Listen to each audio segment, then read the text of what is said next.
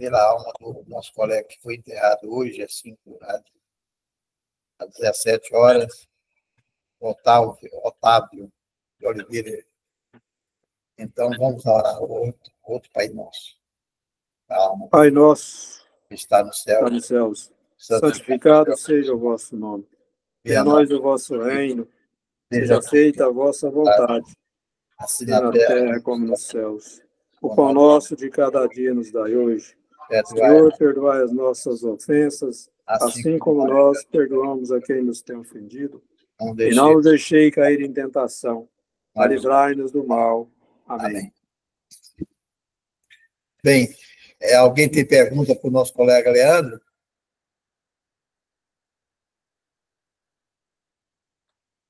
Pode falar, Geraldo. Geraldo, eu gostaria de ver com o Leandro que a reunião passada sobre a Receita Saúde. Então, eu disse que a Receita Saúde, a partir de 2025, vai ser obrigado para todos os profissionais da saúde. Aí, como disse, eu não poderia nem duvidar do Leandro, mas eu questiono ele. Para mim, facultativo 2024, 2025, tudo que eu li está dizendo que é obrigatório. Aí, se ele puder me passar a legislação, que eu não consegui achar a legislação, eu acharia bom. Porque, para mim, 2025 é obrigatório. Leandro. Oi, Geraldo. Boa noite. Boa noite, presidente Geraldo. Boa noite a todos presentes.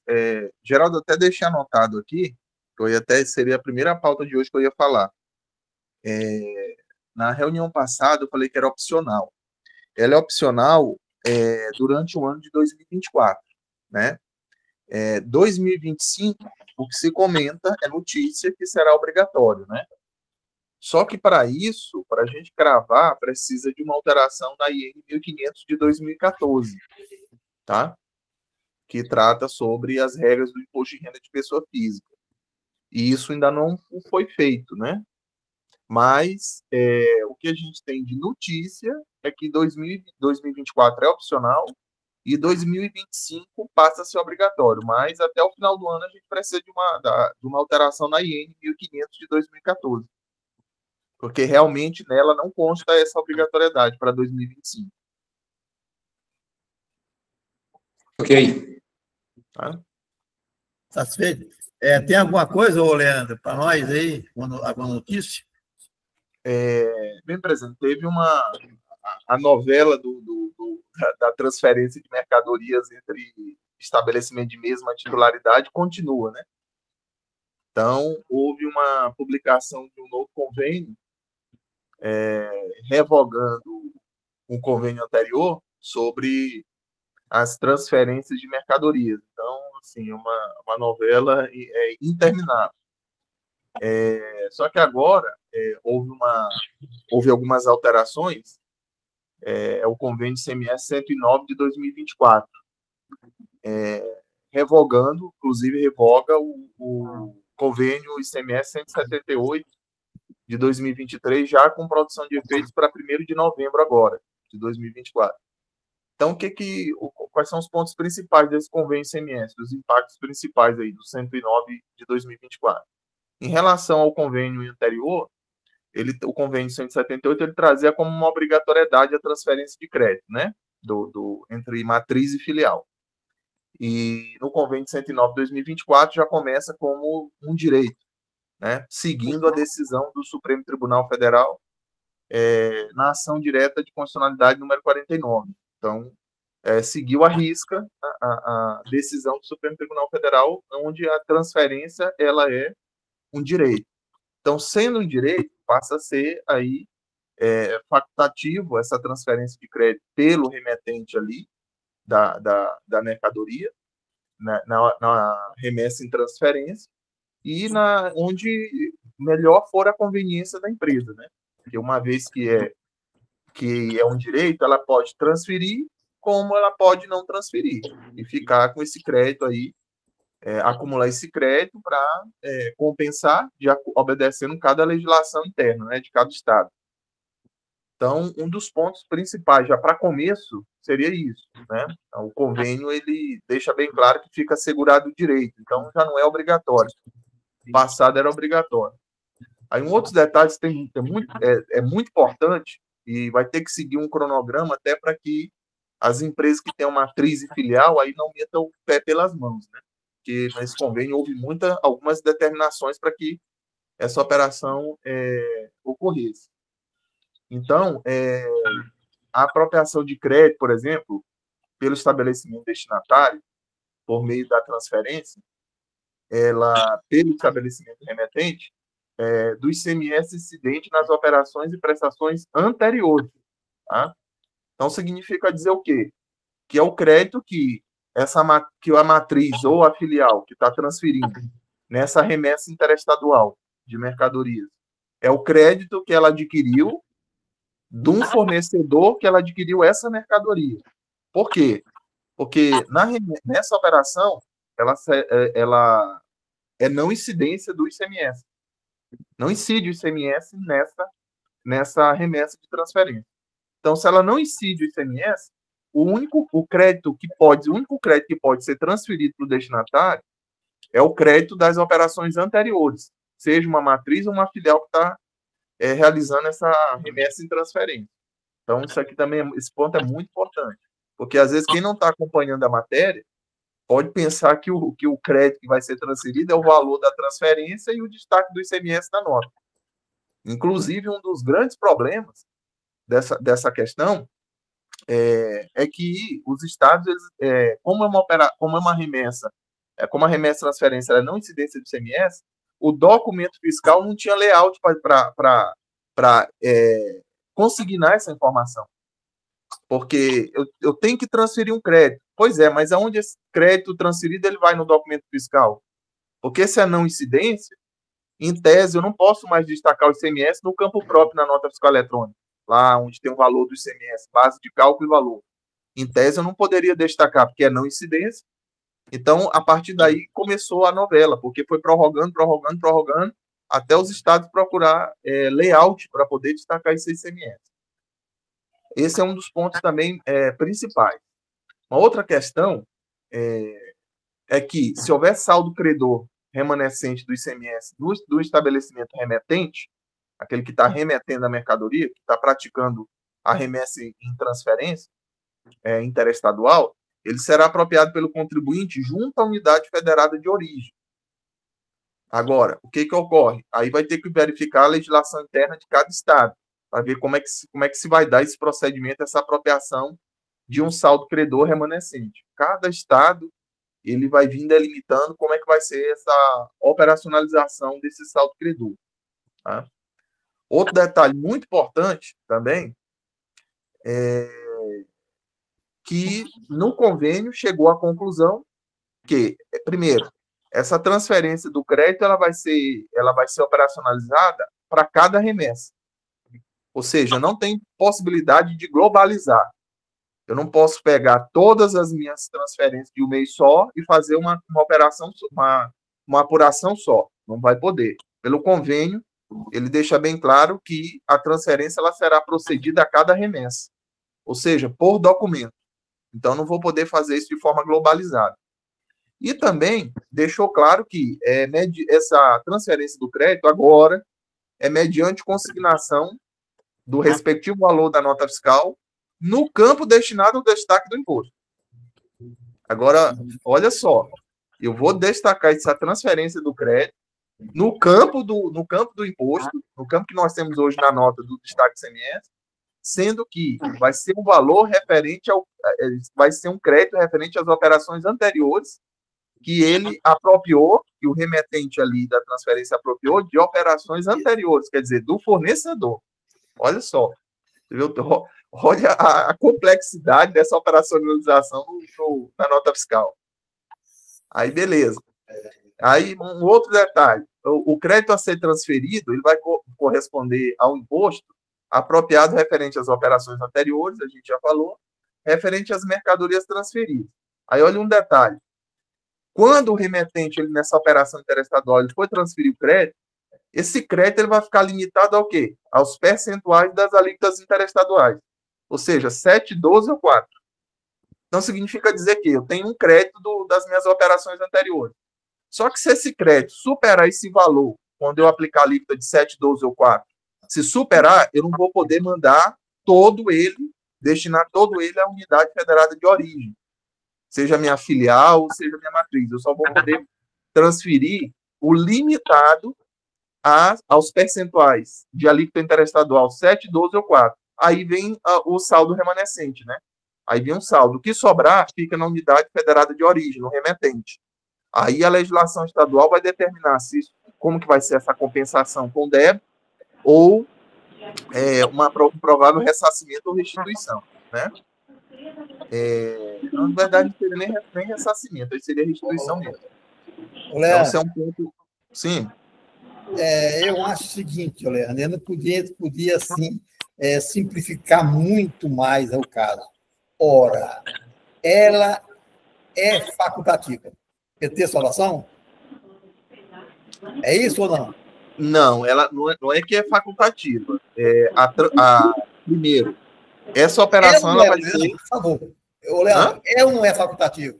Não é facultativo. É obrigado a transferir? É obrigado a transferir. Mas você acabou de falar que não é obrigado, poxa. Não. É obrigado assim, Everaldo, no sentido que eu estou falando o seguinte. Ou você é um direito, ou você transfere o crédito do ICMS naquela operação, ou você vai ficar com ele, ou para utilizar ele em outra remessa de transferência, ou você vai guardar ele para ou restituir ou compensar com débito.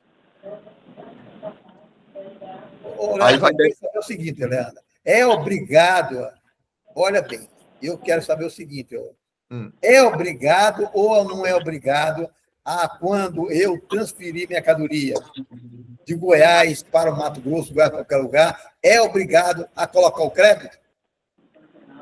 Não, é um direito, não é obrigado a transferir o crédito para lá. Mas o que Peraí. É obrigado ou não é, Leandro?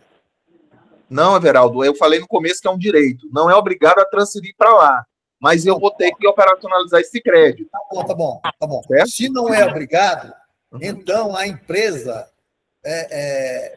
vai fazer o que lhe convier. Se ela não está obrigada, então eu não estou obrigado a transferir. Eu vou ficar com esse crédito e vou nas minhas vendas, certo? Essa empresa, aí vai ficar a critério da empresa fazer essa transferência ou não, mãe? Não, mas espera aí, Everaldo. Segura, eu ainda vou chegar lá, segura. Por enquanto, nós estamos no convênio, o convênio é nacional.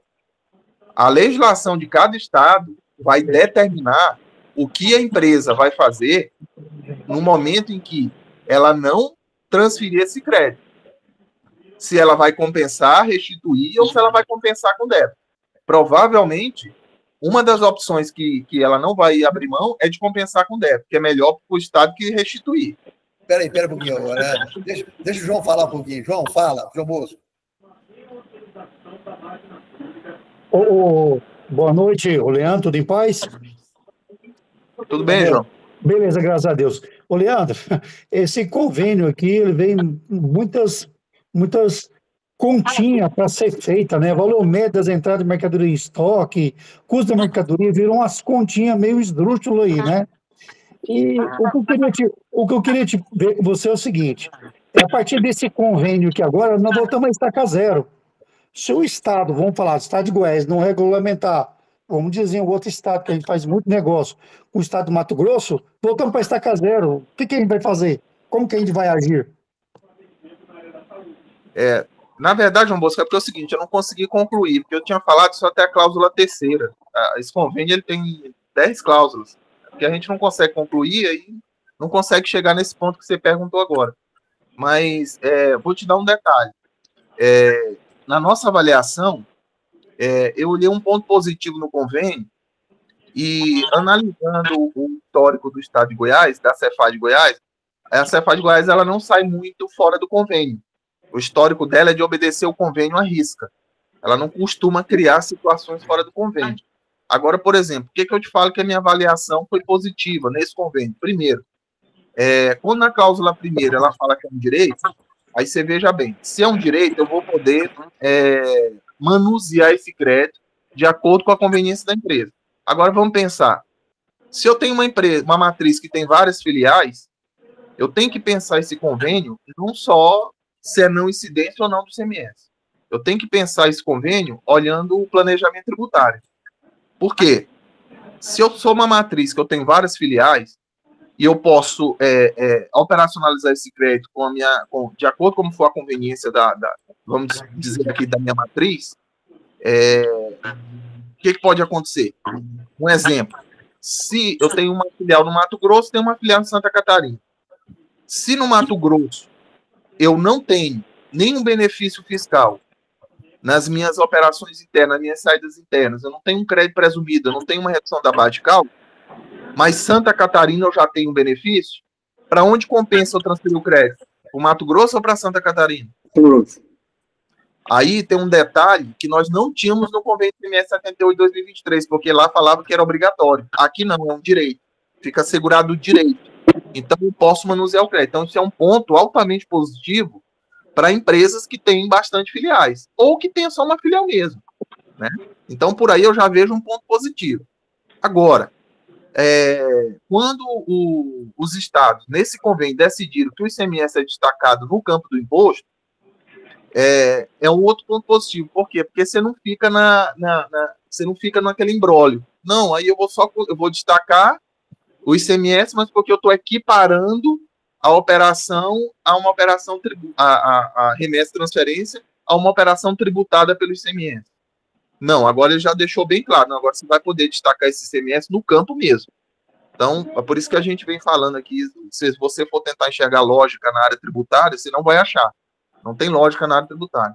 Então, na nossa avaliação, foi um outro ponto positivo, porque aí você já sabe onde você vai destacar o ICMS. Tem uma fraseologia uma expressão que você vai ter que consignar lá em dados, informações complementares, né, informando que essa remessa de transferência ela é não incidência devido à ação direta de constitucionalidade 49 e o convênio ICMS 109 de 2024. Agora, como você falou, tem que tomar muito cuidado. Por quê? Também no convênio foi disciplinado que a empresa ela poderá, é opcional, ela poderá optar a equiparação a uma operação tributada pelo ICMS. Só que, aí vem o que você falou agora, quando eu não opto, quando eu estou na regra, que é o direito a transferir o crédito ou não, a minha base de cálculo para me mandar, para me enviar essa mercadoria, ela é uma, certo? E qual que seria ela? O valor médio da entrada da mercadoria em estoque na data da transferência. Então, veja bem, quando eu estou na regra geral, que é o direito, aí é o que você falou agora, a minha base de cálculo ali, para mim aplicar a alíquota interestadual 7, 12 ou 4, ela é o valor médio da entrada da mercadoria em estoque na data da transferência. Agora, olha o cuidado que tem que ter. Se eu opto considerar, por equiparar essa operação a uma operação tributada pelo ICMS, aí minha base de cálculo já muda.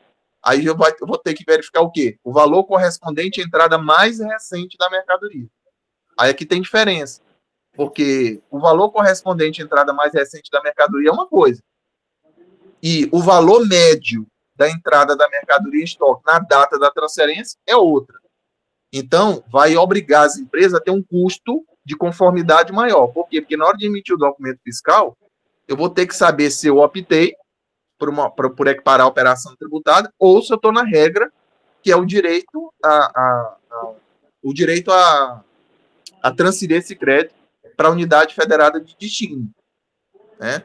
Então, tem essa complexidade aí, essa conformidade que tem que ser atendida. E outro detalhe, já aproveitando esse gancho, quem optar pela equiparação vai ter prazo para legitimar essa opção. Então, ela vai ser o quê? Até o último dia de dezembro de cada ano, você vai ter que optar para produzir efeitos a partir de janeiro do ano calendário subsequente. Então, é algo que eu vou ter que tomar cuidado. Se eu optar por uma operação tributada, falou assim, não, eu vou destacar o ICMS, toda a nota, como é hoje, né, como é atualmente, eu vou destacar o ICMS como se fosse uma operação tributada, tudo bem. Mas você não pode esquecer que você tem que, inclusive, o convênio diz que tem que existir até em livro de registro, em termos de ocorrência. O convênio traz isso. Esse é um detalhe também muito importante. Então, a partir disso aí, eu vou legitimar, e essa opção ela vai ser anual e irretratável para todo ano calendário. Se eu optei, ela vai de 1º de janeiro até 31 de dezembro. Então, eu tenho que estar sabendo o que eu estou fazendo. Eu tenho que fazer uma avaliação antes de eu fazer essa opção, né? E outro detalhe, se a empresa abrir um 3º, um 4º estabelecimento, né, a opção para fazer é no prazo de 30 dias da data da abertura da inscrição estadual. Já mudou de figura, né? E para as empresas agora de 2024, se você optar pela equiparação a uma operação tributada por ICMS, você tem até 30 de novembro para fazer a opção. 30 de novembro para ela retroagir, certo? Como uma operação tributária. Então, tem essa situação. Como eu já falei, vai ter que consignar uma expressão lá no campo da nota fiscal de informações complementares, com a expressão transferência de mercadoria equiparada a uma operação tributada, quando você optar pela opção, nos termos do parágrafo 5º do artigo 12 da Lei Complementar 87 de 96 e cláusula 5ª do Convênio ICMS 109 de 2024. Isso aí vai ter que ter, porque como é remessa interestadual, você vai passar muito imposto fiscal. Então, essa consignação ela vai ter que ter. Para o ano de 2024, como eu já falei, a opção ela tem que ser realizada até o último dia do mês subsequente ao mês da publicação desse convênio. Ou seja, o convênio foi publicado agora em outubro. Então, eu tenho até 30 de novembro para fazer essa opção, né? E a opção ela terá eficácia a partir da produção de efeito desse convênio, ou seja, a produção de efeito desse convênio 109 é a partir de 1º de novembro, né? A produção de efeitos dele foi publicado em outubro, mas a produção de efeitos dele é a partir de 1º de novembro. Então, assim, a minha avaliação é positiva, por quê? Porque agora dá para você tratar como planejamento tributário. Você faz a leitura do negócio do cliente, verifica se para ele compensa, vai compensar ele optar por uma operação tributada, porque se eu optar, vai até o final do ano. Então, é muito arriscado se eu não fizer um planejamento.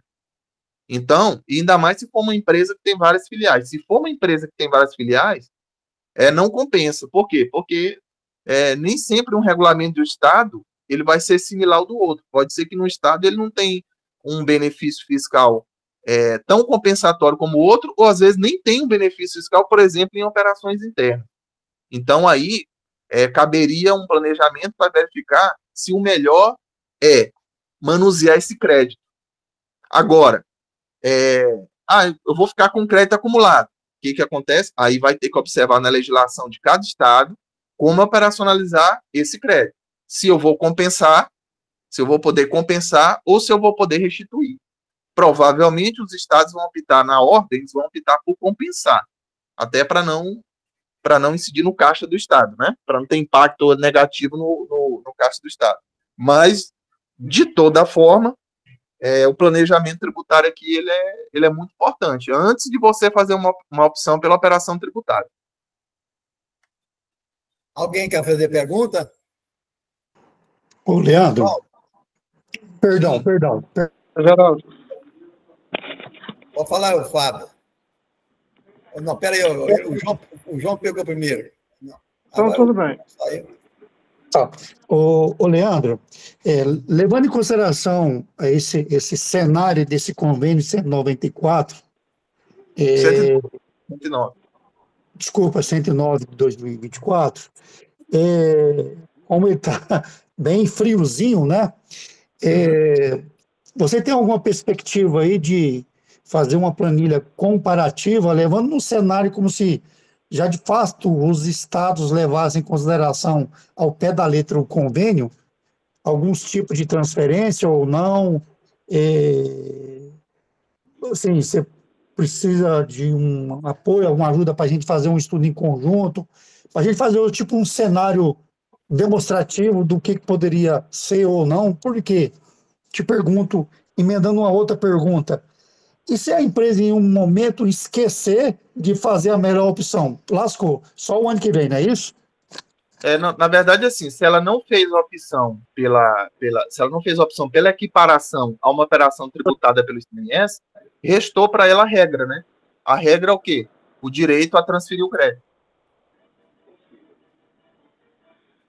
Pessoal, através do nosso fiscal. Fábio, fala. Vou ver aqui com o doutor Leandro. Leandro, boa noite. Boa noite. Por exemplo, eu comprei, minha empresa aqui de Goiás, eu comprei de São Paulo R$1.000. Então esse R$1.000 vem com crédito de R$70. Vou transferir para uma filial, vamos dizer, em Brasília, né? Então daqui para lá vai com 12, né? Eu vou mandar o crédito. Eu vou ter, segundo eles falam, eu tenho que aplicar a alíquota interestadual, 7, 12 ou 4, e daqui para lá é 12. Eu vou mandar o crédito de R$120 ou dos 70? Não, eu vou transferir o crédito no limite da minha alíquota interestadual. Se for 12, eu vou mandar. Se eu tiver um valor de crédito anterior, vamos supor, de R$1.000, botar numérico para ficar fácil, de R$1.000, mas aplicando a alíquota só deu 700, eu só vou poder transferir 700. 300 eu fico com ele aqui comigo, na unidade de origem.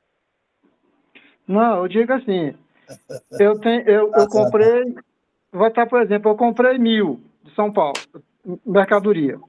Desses R$1.000, R$70 foi o crédito do ICMS de 7%, de São Paulo para cá. Sim. Era só interestadual de São Paulo para cá, 7%. Esses mesmos R$1.000, essa mercadoria, que ela vai estar com custo de 930, eu vou ter que mandar ela para Brasília, que a alíquota interestadual é 12. Eu tenho que embutir esses 12 no valor da mercadoria.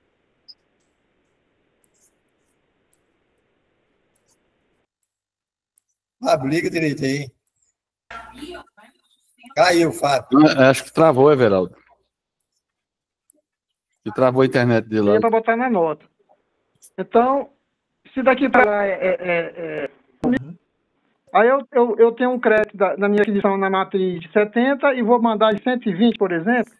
Você só vai enviar o crédito para a unidade federada de destino limitado à alíquota. Aí você vê. Mas a alíquota não é da operação interestadual? 7, 12 ou 4.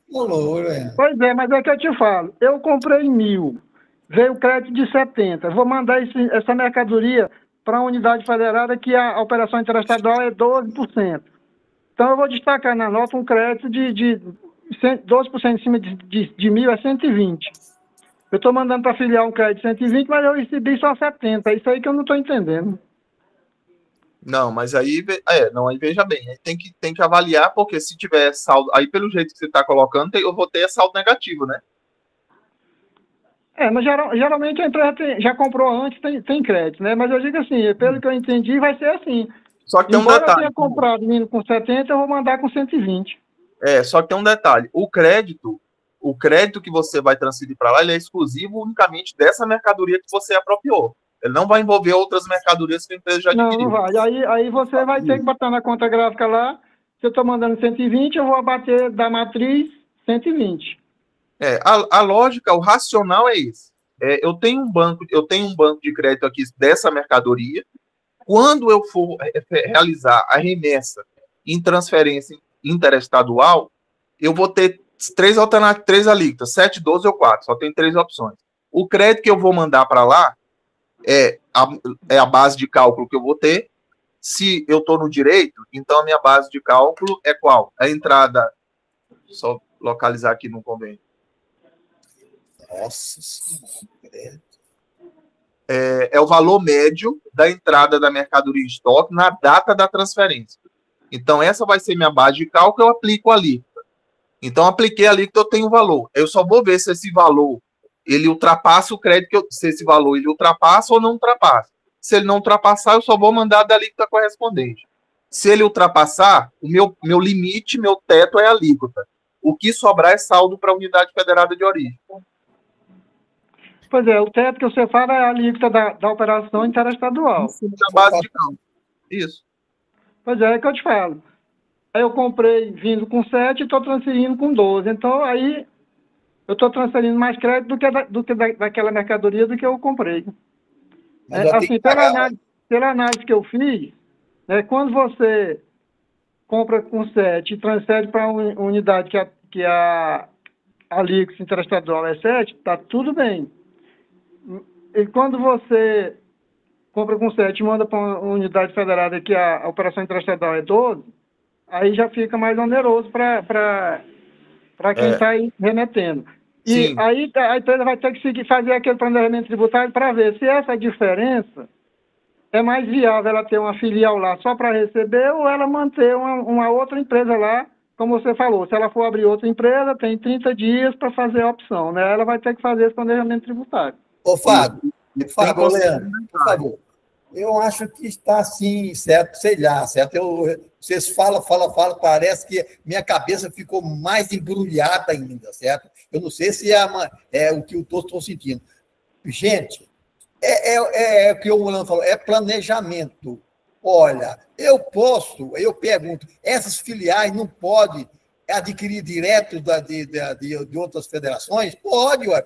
E daí, agora, por que essa polêmica toda, certo? Porque se eu transferir 12 e receber 7, é claro que eu vou pagar 50 mais, e ele vai receber lá. Ele só vai o quê? Eu posso ter o imposto, paguei mais agora, e eu vou adquirir o crédito lá na frente, lá para a minha filial. É isso que funciona. Eu não sei por quê, eu não sei. Tanta coisinha que coloca aí que embrulha a cabeça da gente. Eu acho. Não sei se os outros estão compreendendo isso, certo? Mas eu acho que o negócio não é tão estrondoso assim, tão perverso, porque você passou o dia estudando, Fábio, e não chegou à conclusão, certo? Eu não estou entendendo nada. Parece que a conclusão que eu cheguei foi... A conclusão que eu cheguei foi o que eu falei. Agora, como o Leandro falou, essa questão aí, eles estão fazendo esses arranjamentos aí, deve depois aprimorar essa questão do layout da nota fiscal para facilitar. E quem está achando complicado, você pode optar pela a modalidade como tivesse a tributação. Mas ele está falando o seguinte, se eu optei, eu tenho a obrigação de fazer da água para frente, até chegar no fim do ano, pronto. A opção é dele. Ele tem que fazer o planejamento antecipadamente, pronto aí. E lembrando... como o Leandro falou, você vai simular as unidades federadas de filial, ver quem tem benefício, é um planejamento tributário bem apurado. Eu não vejo. Detalhe, e um detalhe.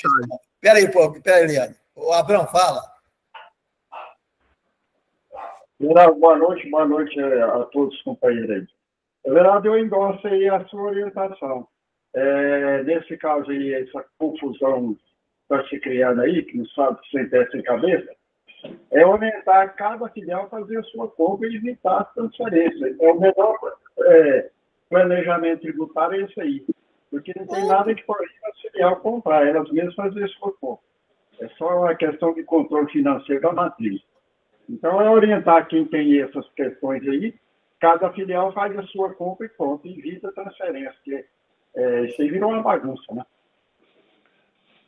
Mas a questão de hoje, doutor Abrão, a questão hoje é que as empresas, por questão de logística, né, elas escolhem um lugar, uma matriz, uma filial estratégica, né, por questão de benefício. Não é tão viável você cada unidade comprar, porque tem a questão do controle, eles concentram, né, num lugar só. Mas isso aí, a permanecer essa exigência aí, eu acredito que as empresas vão ter que mudar esse pensamento aí, entendeu? Porque fica essa transferência aí, igual você está falando aí. Você recebe um crédito de 70 e vai transferir 120, você vai pagar um imposto aí sem nenhuma entrada de dinheiro, né? Só uma simples transferência. Você recebe um produto aí, recebe R$70 de crédito. transfere para Brasília, paga 120. Você vai pagar, qual a diferença aí? R$50? Sem nenhuma movimentação financeira, né? Então, onera muito a empresa. Então, eu concordo aí com a Geraldo, que a empresa, cada opinião, fazer essa conta. É melhor planejamento tributário para aumentar os clientes, é isso aí. Então, elas vão ter que mudar esse pensamento aí, essas empresas que fazem muita transferência, né? Concordo. Alguém mais quer falar? Imagina, Fábio, uma empresa aí que compra tudo aqui para Goiás e começa a transferir para Brasília, para Mato Grosso, para Tocantins, tudo. É milhões de dinheiro. Ela vai pagar o imposto, o que acontece? Sem não ter nenhuma entrada de dinheiro, né? Entendeu? Então vai penalizar. Então não é orientação da... João Bosco. Mas, levando o cenário aí, pessoal, é o que o nosso amigo Leandro falou aí.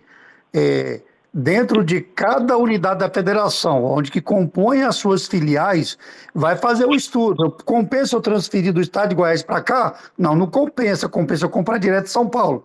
Compensa eu transferir de São Paulo para cá? Então, conforme o nosso doutor falou aí, é estudo tributário em cada unidade da sua federação para saber se compensa ou não. Porque não adianta eu comprar em São Paulo com 7, vem para cá com 7, mando para Brasília com 12. Então, por que eu já não vou em Brasília e já compro direto em São Paulo? É o estudo que tem que ser feito. Né? Às vezes, o que compensa muito é essas transferências de mercadoria são os estados vizinhos lá, que as alíquotas são coerentes, são de igualdades. Caso contrário, cada um tem que fazer o seu próprio estudo dentro da sua própria unidade de federação. De comprar direto, né? Né, João? Correto, doutor. É isso aí. Eu acho que esse é o pensamento, não é, Leandro? João Bosco. E até o seguinte, a gente pode depender de cada cenário, porque isso é muito particular de cada empresa, de cada cenário comercial de cada empresa, envolve os contratos comerciais de cada empresa. Por exemplo, se eu só tenho uma filial, em determinado estado, e nas operações internas dela não tem nenhum benefício fiscal, compensa eu optar, e a realidade da empresa é só essa. Por enquanto, a realidade da empresa não muda, não tem cenário, não tem previsão para mudar, ela pode optar um ano, fazer a opção, passa um ano, considerando a remessa e transferência como uma operação tributária de ICMS, e transfere esse crédito de ICMS para lá. Para quê? Para abater no débito da filial lá naquele estado que não tem benefício fiscal. Então, planejamento por quê? Porque é um estudo particular do cenário de cada empresa. Só que eu tenho que entender essa legislação para saber como é que eu aplico isso na prática. Vamos ler mais, né? Alguém mais quer perguntar? Uma pergunta, o Leandro. Nós estávamos discutindo ontem, a pessoa ligou para nós a respeito de que, e eu estava falando com o Fábio, eu acho que nós temos que fazer uma campanha para que modifique a legislação. Vamos dizer assim, existe alguma lei ou coisa assim que isenta o trabalhador, hein? Não vamos colocar o trabalhador que está trabalhando, ele tem um câncer. Existe alguma lei que isenta ele do imposto de renda? Sim ou não? O trabalhador? Ele está trabalhando. Você está falando... Não está no método, não. Ele está trabalhando. Você está falando um CLT, um segurado obrigatório. É o trabalhador, meu amigo. Sim. Não, mas quando você fala trabalhador, Everaldo, trabalhador é um termo genérico. Trabalhador, eu posso falar que é um autônomo. Ele não é obrigado a ser CLT. Tá bom, vamos lá. É um trabalhador, olha bem, Leandro, tanto faz ser um autônomo como um trabalhador, eu estou falando dos dois, certo? Estou falando dos dois. Existe alguma que ele tem um mal tem lepra, não, como chama? Câncer. Então, existe alguma lei que isenta ele de pagar imposto? Não, em condições normais hoje, o trabalhador em condições normais não tem. Mas, por exemplo... Pronto, tá bom. Pronto. Mas, sim, mas peraí. Se ele for, um exemplo, hoje, se ele for portador de moléstia grave, ele vai ter. O quê? Se ele for portador, se ele adquirir, se ele for portador de uma moléstia grave, ele tem isenção de imposto de renda. Mesmo ele trabalhando? Não, aí ele não está mais trabalhando. Não, ô, Leandro, vamos ser mais claro, ô, Leandro. Não, ele não tá... Se ele aposentar, ô, Leandro, ele só terá direito, certo? Se aposentar, e se ele aposentar, ele ganha R$6.000 por mês. Ele, se o laudo tiver um laudo, e se ele tiver o câncer, ele pode, certo, não pagar o imposto de renda. Mas se ele estiver trabalhando... Não, aí não tem como. Não tem como, tá bom. Não tem como eu deduzir. Agora, eu pergunto, gente, não seria viável, vamos supor, uma pessoa que está com câncer e ele está inválido. Aí, o que acontece? Uma pessoa, comparando uma pessoa A, está determinado, ele está com câncer e está inválido. Está lá, não pode levantar. Ele não pode trabalhar. Tudo bem. Agora, tem outra pessoa que tem câncer e está aposentado. Esse cara aqui, o A, ele está aposentado. E ele é inválido. Agora, tem outra pessoa que tem câncer, ele aposentou e não pode trabalhar. Então, um que está deitado, ele leva o grau dele como você não pode trabalhar. Agora, o outro pode trabalhar. Eu acho que deveria mudar a legislação, então, tributasse ele, essa pessoa aqui pode trabalhar, está com câncer, ele pode trabalhar, mudar essa legislação, porque o peso não é o mesmo. Isso que eu quero falar para você. Eu não posso trabalhar. Eu posso trabalhar, mas a lei fala assim, se você trabalhar, você vai perder sua aposentadoria. Certo? Vocês entenderam o que eu quero falar? Você entendeu, Fábio? Entendeu, Abraão? Entendi, Renato, mas a legislação atual fala o seguinte: se você foi aposentado por invalidez, que é questão de estar doente, se você voltar a trabalhar e fazer os registros normais, você perde a aposentadoria, né? Pois eu pergunto, isso é justo? Isso seria fazer um trabalho em cima do Congresso para, às vezes... Isso que eu quero. As palavras suas foi as minhas, certo? Aí que nós temos o quê? Fazer um trabalho, certo? Para não comparar uma pessoa que é inválida mesmo para outra que tem câncer. Ele aposentou porque tem câncer, mas ele pode trabalhar, ele pode produzir. E por que eu sei assim, você não pode trabalhar? Certo? E determina dessa maneira, nós temos colegas, certo, que quer voltar a trabalhar, não pode, porque tem câncer também, certo? E é contador também, certo? E não pode trabalhar, porque ele não pode receber nada, certo? Porque ele tem que ficar, fazer as coisas escondidas, fazer o trabalho dele escondido, porque ele não pode trabalhar, certo? Isso que eu estou falando para você. Eu acho que devia-se modificar a lei, porque do jeito que está, eu acho que a pessoa tem câncer, tem. Então, ele vai ter um benefício? Vai. Ele vai receber um benefício? Vai. E ele continua trabalhando do mesmo jeito. É como se fosse o meu caso. Eu sou de idade? Não é doença, não. Eu aposentei por tempo de serviço, aposentei. Certo? E eu posso trabalhar tranquilamente, certo? Sem problema nenhum, né? Verão, vou te contar um caso. Eu tenho um amigo, ele foi aposentado por problema da coluna. Certo? Certo. E ele fez uma corretagem em uma fazenda, ele tinha o direito de receber 150 mil. O cara, eu acho que viu essa situação e se negou a pagar ele. Aí ele me consultou, agora eu vou entrar na justiça para me receber isso, porque eu tenho um contrato. Se você entrar, você vai ter aposentadoria. O que justiça está lá, né? Resultado, ele entrou, ganhou, mas recebeu o dinheiro e perdeu a aposentadoria. Agora está lutando para ver se recupera a aposentadoria de novo. Olha que coisa esquisita. Vanildo, fala. Boa noite para todos, estão ouvindo? Vamos. Severaldo, até onde eu sei, eu acho que até o Jorge também já falou, que tem neoplasia maligna. O que é isso? É um câncer, um tipo de câncer, que é um câncer maligno, ou seja, as células se multiplicam para o seu corpo todo, o câncer sai se espalhando. Desde que tem um laudo oficial, a lei diz, o laudo é da União, dos estados ou município, eu posso, qualquer rendimento é isento dessa pessoa.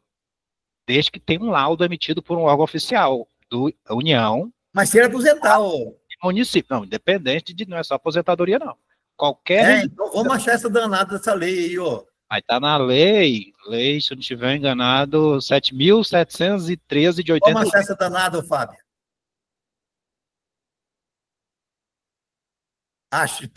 Procurou e não achamos, certo? Então, o Vanildo está falando que existe essa lei. Se existe ela, o nosso cliente que veio perguntar, ele está com razão. Então, vamos achar essa lei. 9.000, quanto, Vanildo? O problema é o laudo, viu? Quem é o órgão oficial da União que emite laudo? INSS? Sim. Perícia médica do INSS, está dizendo que a pessoa tem... Agora, esse laudo, ele só é emitido para quem é aposentado por invalidez. Ou então a pessoa entra na justiça e o juiz manda um perito, lá, uma perícia judicial, emitir um laudo. Aí ele quer aposentadoria, Vanildo. Tem que ser aposentadoria, para fingir isenção do imposto de renda para qualquer rendimento. Pois é, mas eu estou falando a pessoa que está apta a trabalhar, Vanildo. Sim, quando eu falo de qualquer rendimento, não é só aposentadoria, que está apto a trabalhar, rendimento. Mas então vamos pegar essa lei, e para que a gente cumpra o que determina a lei. Olha bem, nós não achamos, o Fábio não achou nada a respeito desse assunto. Agora você falou que tem. Por isso que é bom a gente discutir aqui, você falou que tem, nós vamos procurar essa brecha da lei, porque a pessoa não quer encostar. Ela ganha muito mais trabalhando do que aposentada, certo? Então, por que ele não pode não pagar o imposto? Vamos procurar essa lei, então.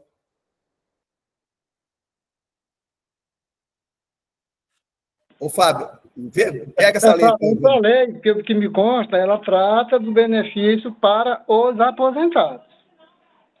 Pois, Vanildo, então vamos olhar isso aí, Vanildo. Traz na próxima. O que o STF... muitas pessoas entraram junto ao STF e o STF alegou que não é competência de mérito dizer se tem direito ou não. O STF você tem que recorrer no caso de inconstitucionalidade. Mas o que ele fez foi, uma vez que você tem neoplasia maligna, antigamente você tinha que todo ano levar um laudo lá, agora não. Você levou uma vez, se você ficar bom daqui a 2 anos, a Receita Federal não vai atrás de você. Você não precisa comprovar todo ano que está com câncer, continua com câncer, não. Aprovou uma vez, eles aceitam aquela vez e pronto. Você tem um benefício para o resto da vida. Agora, está trabalhando, está com câncer, está com condição de trabalhar, não tem isenção. É como o Vanildo falou, só se for um câncer grave, aí o câncer grave te dá o direito o quê? Você está com neoplasia maligna, está em fase terminal, aí você aposenta por invalidez. Aí você passa a ter a isenção de imposto de renda. Mas só o fato de você ter um câncer, um dos juízes lá falou o seguinte, se a União for dar isenção de imposto de renda para quem tem um câncer de pele, um câncer não sei do que, vai comprometer a arrecadação. Né? Eu estou falando, eu vi em um dos relatos. Né? Então, eu não achei lei. Mas o está falando que existe esse artigo, certo? Existe uma lei. Não, essa lei aí, eu acho que não. Vê aí, Vanildo, para nós. Mas aí, se não tiver, cabe também nós procurarmos um deputado federal para pensar nessa, né, Abrão? Nesse caso, que a pessoa pode receber até uma aposentadoria menor, mas ele continua trabalhando normal, certo? Eu acho que é por aí, certo? Ô, Everaldo. Fala. Esses rendimentos eles têm que estar necessariamente vinculados a provento de aposentadoria ou reforma. Isso. Se não for, não tem como. Não entendi, Leandro. Para que ocorra essa isenção do imposto de renda, esse rendimento ele tem que ter natureza de aposentadoria ou reforma. Se não for, não tem como isentar do imposto de renda. Mas ainda podemos modificar a lei, Leandro. A lei nasceu para ser modificada. Calma, eu entendi essa parte. Eu só estou te falando que hoje o que nós temos legalmente é só se a natureza do rendimento for de aposentadoria ou reforma. Lá no artigo 35 do Regulamento do Imposto de Renda, decreto 9.580, lá fala: são isentos ou não tributados, inciso 2 da linha B, os proventos de aposentadoria ou reforma motivados por acidente em serviço e aqueles percebidos por portadores de moléstia profissional, tuberculose ativa, alienação mental, esclerose múltipla, neoplasia maligna, cegueira e vai embora. Tem cego aí que pode trabalhar, poxa. Agora uma coisa ele cegou, aí não pode trabalhar. Quantas pessoas cego e pode trabalhar normalmente? Não, Everaldo, mas aqui vamos analisar, Everaldo. Aqui ele está dizendo que são isentos do imposto de renda, né, os aposentados que por acidente, são aposentados, proventos de aposentadoria. Ele não falou aposentadoria por invalidez. Né? Se a pessoa aposentou, por exemplo, se você aposentou, se eu aposentei com 35 anos com 35 anos de serviço prestado, de contribuição, aposentei com 5 mil reais. Aí eu aposentei e constatei que eu tenho um câncer. Eu vou lá na Receita Federal, comprovo que eu estou com neoplasia maligna e eu passo a ter isenção do imposto de renda. Se eu quiser trabalhar, eu não estou impedido, porque eu não fui aposentado por invalidez. Eu posso trabalhar sim. Mas ele perde aposentadoria, Fábio? Não perde, nesse caso não perde. Não perde. Não perde. O Abrão falou. Quando é aposentado por invalidez. Quando é aposentado por invalidez, aí você está proibido de trabalhar. Qual a diferença que tem, Fábio? Tem, porque aqui eu me aposentei por tempo de serviço.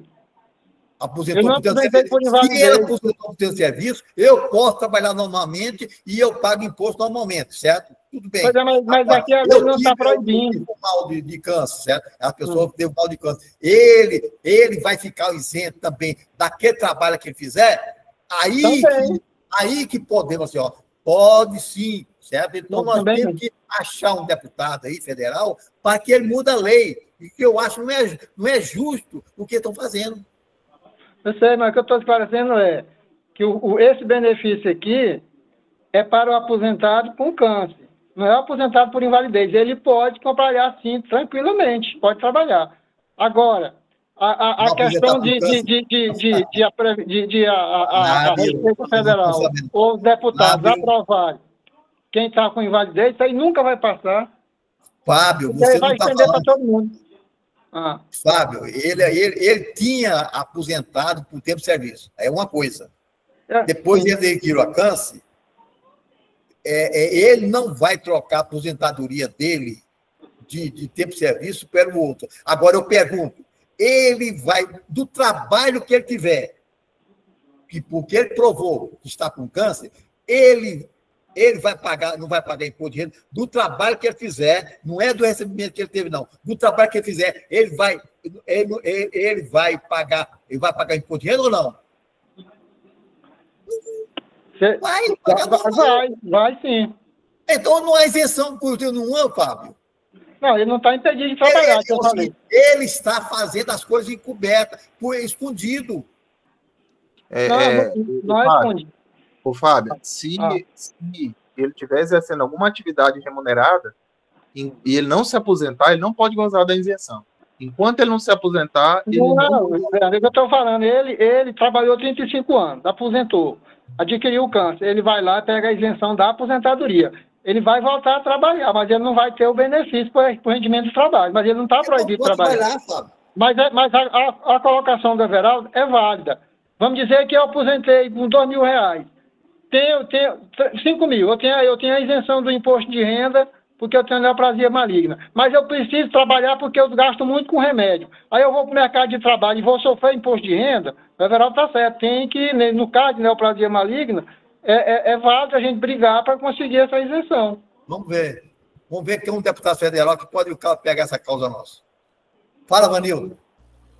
Everaldo, o problema, o pior ainda é ouvir da justiça, se todo mundo que tem câncer não vai pagar imposto de renda, né? Olha o entendimento desse povo. E é para onde a gente teria que orientar o cliente para recorrer, né? A pessoa, porque assim, o governo, para ele, vai negar. O Jorge até falou, tem que ter um laudo, oficial por órgão oficial, não pode ser laudo de qualquer pessoa, então, seja laudo da União, órgão oficial da União, Estado e município. A não ser que você consiga ir pelo Estado, alguma coisa assim, e tem que entrar na Justiça. Se você quer um geral e amplo para qualquer tipo de rendimento, somente a Justiça vai te dar isso.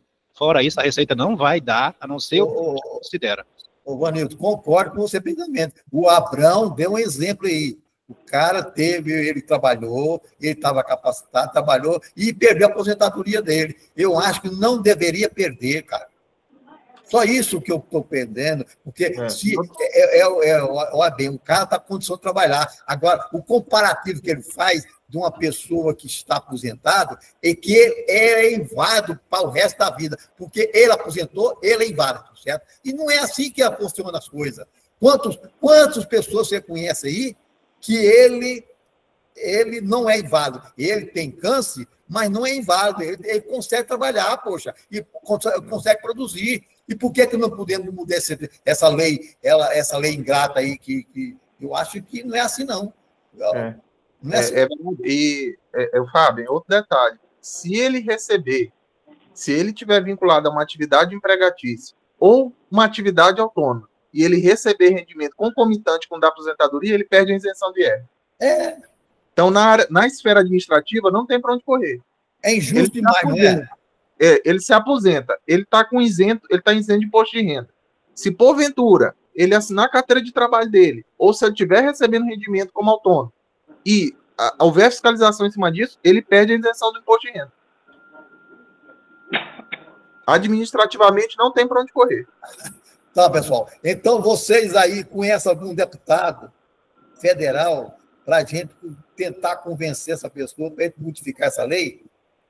Agora, Bernardo, agora uma coisa eu te falo, não nesse governo. Esse governo não vai ter prosperidade para esse tipo de matéria, não, porque esse governo está cruzando pessoas que que usa a Bolsa Família para fazer aposta, o rendimento de Bolsa Família. Não vamos pensar nisso aqui, porque esse governo, não me interessa. Né? Nós vamos colocar a nossa plataforma, certo? Ver se a gente convence. Nós temos o quê? 400 mil profissionais no Brasil. Será que eles podemos convencer esse pessoal que alguém é deputado e convencer esse deputado para ele modificar essas coisas? Eu acho que é por aí, certo? Eu acho que eu não posso considerar a pessoa inválida, incapaz, que ele não é incapaz, poxa. Agora, concede alguma coisa para ele? Concede. Para ele ajudar? Concede. Porque ele está com câncer? Está. Mas ele está capaz de trabalhar. E por quê? Para que ficar trabalhando escondido? Por que ele não tem o direito de receber? Por que ele não... Isso eu acho um absurdo, certo? Geraldo, o juiz do STF falou que entende que é injusto, entende que a pessoa precisa de comprar remédio, mas que se ele aprovar isso daí, vai quebrar os cofres, porque ele não falou, mas eu digo por quê? Porque precisa gerar emprego para os papas. Não vai nada, Fábio. Então, a prioridade é cobrar tributo. Fábio, o que acontece? O que acontece, Fábio? No Brasil, a pessoa aposenta por invalidez. É claro que ele vai lá, ele está com câncer, ele vai aposentar por invalidez. O que vai acontecer, Fábio? Ele vai trabalhar escondido. É verdade ou não é, Fábio? Ele vai ganhar. O correto era cancelar a aposentadoria por invalidez. Se ele tem condição de trabalhar, não pode estar aposentado por invalidez. Calma, Fábio. Mas acontece isso, Fábio. Você falou exemplo. Aí vai para o esgoto público, vai esgotar o público? Não. O que acontece? Hoje, o que está acontecendo é isso. O cara, ele aposenta, tem o direito de aposentar? Tem. Vai ter o direito de aposentar. Aí ele tem capacidade para trabalhar. Ele vai trabalhar escondido. E nós não queremos isso, que a pessoa trabalhe escondido, poxa. E quem que vai afetar o cofre público nesse caso? Nenhum. Nada. Que ele vai continuar trabalhando escondido, ou ele vai perder a aposentadoria. Ele não vai. desafiar ninguém, eu trabalho escondido, eu faço serviço de contabilidade, eu trabalho escondido, a pessoa trabalha por debaixo do pano, e ele continua recebendo lá, e ninguém está recebendo, ninguém está sabendo que ele está fazendo isso ou não, poxa. O que está acontecendo é isso. Olha a realidade da coisa. Você sabe quem são essas pessoas, certo? E não é pouco, não, é muita gente, cara. Faz qualquer. Se alguém que quiser, conhece um deputado federal, a gente fala para nós que eu vou conversar com ele, para ele. Vamos, pelo menos fazer fumaça aí, certo? Quem sabe que ele consegue, né? Tá bom? O ideal, o Everaldo, é ter um deputado e um senador, né? Que passa pelas duas casas. Nós não elegemos deputados senadores, certo? Tem deputado de Goiás e tem senador de Goiás, não tem? Vamos falar com o Vanderlan. Juntar e vamos falar isso a respeito desses assuntos, poxa. A Sucena, ela perdeu, ele vai voltar a ser senador, né? Senador, né? Vai. O Vanderlan é deputado? Senador. Então, ele vai voltar a ser senador? Vai. Vai voltar. Então, vamos conversar com o homem e vamos procurar outro deputado para a gente conversar com ele também, ué. Quem sabe a gente pode conseguir isso, certo? Olha, nós temos que fazer alguma coisa, porque eu acho injustiça demais, certo? Compara um inválido com uma pessoa capacitada de trabalhar. Então, esse inválido, não pode trabalhar? Não pode. É a vontade dele trabalhar? Ele queria trabalhar, mas ele está inválido. Agora, o outro que tem condição pode aposentar? Pode. E ele vai preferir aposentar e ficar por debaixo dos panos, recebendo por fora. A verdade é essa. Não queremos essa mentira aí, ó. Essa sacanagem. Outra coisa, pessoal. Não sei se vocês conhecem algum engenheiro para a gente pensar e começar a nossa obra, certo? Vamos começar a pensar, certo? Para a gente começar a pensar em fazer a nossa obrazinha aqui, que foi essa a intenção de nós vendemos a chácara, tá? Alguém mais tem pergunta? Eu tenho. Hã? Uma pergunta aqui fora do contexto. Aí vocês que estão em várias regiões aí, tem algum lugar de vocês aí que está chovendo? Não. Ninguém está no interior aí, não. Nem aqui nos bairros? Acho que o Vanildo fala. O Hélio levantou a mão, o Hélio José de Almeida levantou a mão e eu nem tinha para ele lá. Hélio, fala. Caçu, Goiás, está chovendo. Deu chuvinha agora à tarde. Não, Everaldo, era... Caçu é bem 300 quilômetros aqui, né? 300 quilômetros. 300 quilômetros. Choveu agora. Mas a coisa está bem pertinho aqui, isso, olha. Pois é. Está bem pertinho. Maria, fala. Ligou o microfone. Hélio, José, fala, Zé. Você levantou a mão? Era sobre aquela questão Era sobre a questão lá da isenção da portador de doença, né? Que você estava falando, mas é aquilo mesmo que o colega aí falou, lá na Lei 7.713, lá no artigo 6º, ela fala que é aposentado ou reformado mesmo, mas é aquilo mesmo, só que fala. Aposentado e reformado. Pois é, mas eu acho injusto, Zé, essa lei, certo? Sei lá. É verdade. Aposentado, tem que... Se você for trabalhar, você perde a aposentadoria e o outro. Não é assim? Aí é sacanagem, né? A gente queria ver se faz uma lei, o Hélio, para que a pessoa desse condição, certo? Se bem que a aposentadoria por ser menor, certo? Desse condição da pessoa continuar trabalhando a vida dele. Véio. Eu acho que é justo, certo? Sei lá. Leandro, fala. Não, Everaldo, só fazer um acréscimo. A sua colocação, a tentativa é válida. Os deputados e senadores estão para isso aí mesmo, né? Nós elegemos eles estão para isso mesmo, para servir o povo. Só que quando a gente se depara hoje, pelo cenário atual do Brasil, por exemplo, vou fazer uma analogia com você. A desoneração da folha de pagamento. com quantas demissões não vão acontecer? Porque a desoneração não ficou nem do jeito que o Senado queria e nem ficou do jeito que o Executivo queria. Mas o que acontece? A medida vai ficar uma questão progressiva. À medida que a alíquota de desoneração ela reduz, a alíquota na folha de pagamento ela vai aumentando.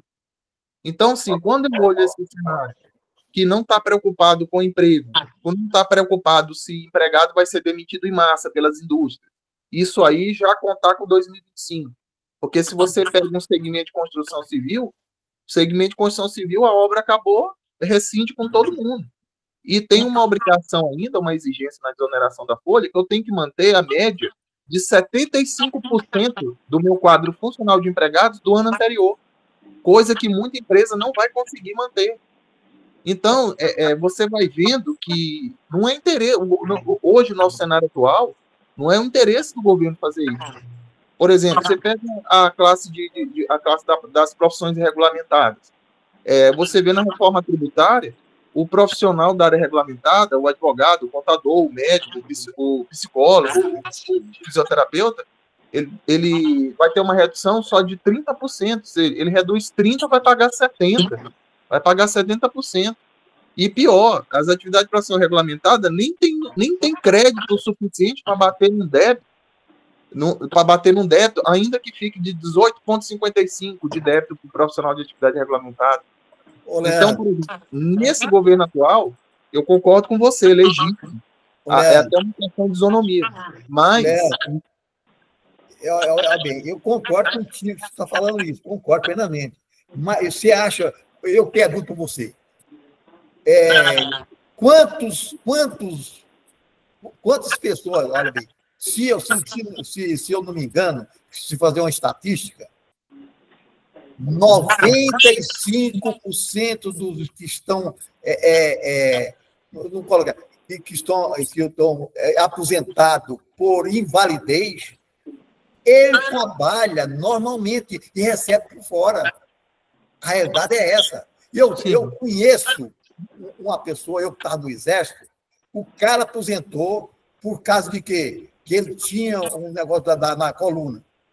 Aí um dia eu fui num clube, o cara está dando ponta lá na piscina, lá, olha. Mas você não é aposentado, poxa? Aposentou pelo Exército, poxa. Aí você acha que ele vai ganhar aquela merreca? Ele trabalha normal e ganha por fora, gente. A realidade é essa. Eu concordo com você, Everaldo. A gente tem várias analogias para esse tipo de conduta. É igual deu exemplo agora. Tem gente que recebe o Bolsa Família, que uma família que não tem condição, e pega o rendimento do Bolsa Família e vai fazer aposta em bet. Né? Desse jeito, aí. Não, tem microempreendedor individual que já passou mais de 81 mil e continua sabendo que continua como microempreendedor individual porque não teve fiscalização. Né?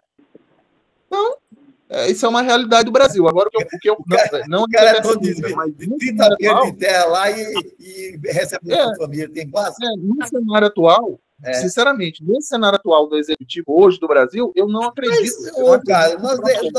Mas tem que tentar alguma coisa, certo? Não podemos ser parados, né? Sim. Temos que fazer alguma coisa, certo? Se a gente não fizer nada, fica do mesmo jeito. Agora, se a gente fizer, quem sabe não muda, né? Pelo menos tentar, né? Fala, Vanil.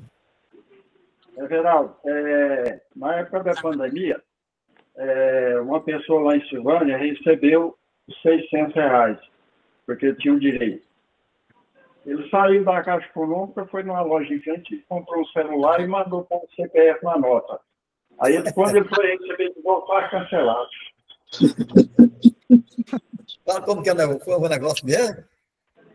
Ele, na época da pandemia, ele teve o direito de receber R$600 por mês. Certo? Aí ele foi na Caixa, recebeu, foi numa loja em frente à Caixa, comprou um celular com R$600, mandou pôr o CPF na nota, quando ele foi receber de novo 600, foi cancelado. Pronto. Porque ele usou para outra finalidade. Ele tinha Bolsa Família para comer, né? Não é para comprar celular, né? É época da pandemia. É o que o Leandro está falando aí. Eu acho justo o governo fazer isso. ela vai receber dinheiro para jogar, fazendo jogatina, absurdo. Mas ele vai mudando tudinho, vai mudando, e vai achando, certo? Porque há muita coisa escondida aí, certo? Aí cabe a gente ver se mudar alguma coisa, certo? E incentivar as pessoas a pelo menos ser honestas, certo? É o intuito nosso, certo? É o intuito nosso que todos fossem honestos, até que prove o contrário, mas o governo pensa que todo mundo é desonesto, aí eles ficam desonestos também e vai ficando essa roda viva de desonesto aí. Eu acho que não é desse jeito, não. A gente tem que pensar em mudar alguma coisa. Alguma pergunta mais? Inclusive, viu, presidente, a ministra hoje do Planejamento, a Simone Tebet, ela já se posicionou no sentido de fazer uma reavaliação no Simples Nacional como um todo, inclusive o microempreendedor individual. Porque na avaliação deles, chegaram à conclusão que tem muito MEI que não pode ser MEI, e tem muito Simples Nacional que não pode ser Simples Nacional. Mas a verdade é essa, gente. A verdade é essa. Essa abertura do banco, como chama? A abertura do banco, o quebra do sigilo bancário? Quebra do sigilo bancário vai pegar muita gente por aí afora. Eles estão brincando com as coisas. Não, e o pior não é isso, não, Vera. O pior é assim, a justificativa foi o seguinte: não é uma quebra de sigilo, o Supremo Tribunal Federal falando, né? Não é uma quebra de sigilo bancário, não. É uma transferência de posse dos dados. Vanildo, fala. Severaldo, o companheiro Leandro está denegrindo o governo. Não é assim, não. Ou seja, esse negócio aí, eu sei de uma coisa. Com o ministro lá, o Tachad, pode esquecer qualquer coisa aí de redução de impostos, que o homem anda caçando as moedas até debaixo das mesas lá dos ministérios. Viu? Precisa de dinheiro para cobrir o rombo, hein? Que o gasta demais e ele tem que se virar em dinheiro lá. Então, eu vi assim que o Leandro falou aí, eu vi a proposta dele, ou seja, meter a faca no Simples Nacional. Então, o Simples Nacional prepara, que é o próximo da lista. A intenção é tirar muita gente que está lá e ir para o presumido lucro real, sair do Simples. Então, desse governo aí, não se espere nada, porque depende muito do governo, da boa vontade do governo para essa lei passar, porque já existe, com certeza, já existe lei lá desse projeto que o senhor está falando, já existe a entidade de defesa, essas associações, já propôs isso lá para o Congresso. Vanildo, não precisava ter lei nenhuma, só seguir a 123, cumprir a 123. O artigo 29, inciso 9, mete o cacete ali, ó. Ninguém cumpre aquele artigo, não, gente. Tá bem clara lá na lei, certo? Então, a pessoa deixou de emitir uma nota fiscal, ele pode se enquadrar no artigo 29, pronto, aí. Agora, eles não estão se importando com esse trem, poxa. Não está nem importando, aí depois o pessoal vai pegar esse pessoal. Já devia, olha, na minha concepção, já devia ter pego muito tempo. Everaldo, fazendo o coro aí que o Vanildo falou agora, Vanildo, só para você ter uma ideia, com a reforma tributária, a tendência é o quê? Já se fala no quê? O PG-DAS-D hoje, o PG-DAS-D vai ser uma apuração assistida. Significa dizer o quê? Hoje, quando você vai lá no PG-DAS-D, você insere qualquer valor lá. Lógico que depois vai ter um cruzamento com nota, seja ela mercantil, seja ela prestacional. Mas a ideia é que é o seguinte, o PG-DAS-D vai ser uma apuração assistida, igual, por exemplo, a declaração pré-preenchida do imposto de renda de pessoa física.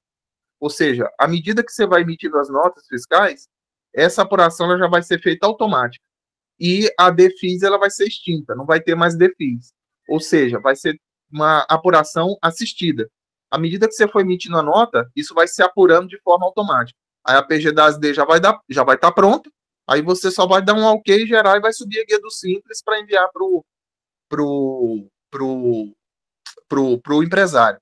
E, realmente, você falou sobre o Simples Nacional, principalmente o Simples Nacional nas operações B2B, ou seja, onde o Simples Nacional está no meio da cadeia, ou seja, ele é um atacadista, por exemplo, que ele vai vender para outro CNPJ, esse Simples Nacional ele não vai parar de pé. Ele não vai ter como, ele não vai se sustentar no mercado pelo racional da reforma hoje. O Simples Nacional, que vai se manter ali por algum tempo, é só o varejista, porque ele vai atender o consumidor final. Ou seja, é ali aquele Simples Nacional que vende película de celular, o Simples Nacional, é aquele verdurão, as atividades que atende o consumidor final. Mas o que está no meio da cadeia, ele não vai parar de pé, porque ele não vai ter crédito no que o mercado vai exigir para transferir. Ele só vai poder transferir crédito nas faixas do Simples. Sendo que você vai ter uma alíquota, que já se comenta hoje na reforma, de 30,3%. O que nós temos hoje formalmente escrito é 26,5%. Aí o Tachad, ele já falou em 27,97%, certo? E agora já se comenta em 30,3%. Ou seja, o Brasil passará a ter o maior IVA do mundo. Então, e aí, como já falei anteriormente, por exemplo, até as profissões regulamentadas, as próprias assessorias, elas vão ter que fazer um planejamento. Por quê? Porque a assessoria que está no Simples Nacional, ela não vai poder transferir o crédito que o cliente dela vai querer, né? Se for um cliente que precisar de crédito, a assessoria contábil, por exemplo, não vai poder transferir. A clínica médica não vai poder, que está ali no Simples, né? O psicólogo, o fisioterapeuta não vai poder. Em que pese,